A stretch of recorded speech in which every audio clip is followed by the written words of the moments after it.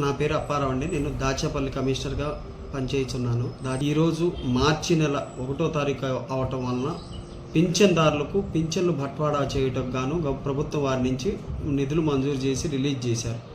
దానిలో భాగంగా మన దాచేపల్లి నగర పంచాయతీ పరిధిలో గల దాచేపల్లి 3 సచివాలయం నందు వెల్ఫేర్ సెక్రటరీగా పనిచేస్తున్న సంపతి లక్ష్మీప్రసాద్ అనేవారు welfare secretary plus admin incharge కూడా వారే అయి ఉన్నందున వారి సచివాలయానికి కేటాయించిన 34,18,000 రూపాయలను విత్డ్రా చేయడం జరిగింది.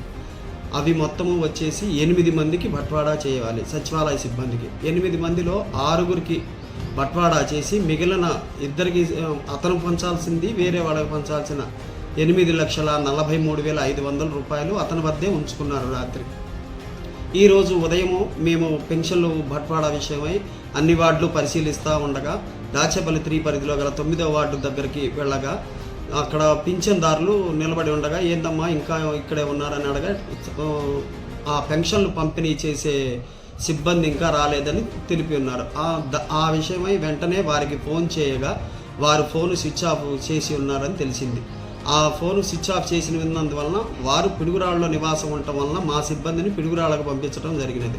పిడుగురాళ్ళ పంపించి వారి ఇంటి వద్దకు పోక వారు లేరని గుర్తించాం.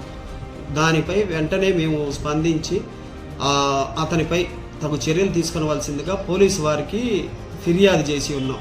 పోలీసు వారు కూడా త్వరలో వారిని కనిపెట్టి సదరు మొత్తం రికవరీ చేయడానికి చర్యలు తీసుకుంటామని తెలిపి ఉన్నారు. పింఛన్దారులకు ప్రభుత్వం వారి నుండి కలెక్టర్ వారి దృష్టికి తీసుకొని వెళ్ళాము. వారి ద్వారా వారికి పింఛన్లు బట్వాడా చేయుటకు తగు చర్యలు తీసుకొంచున్నాము.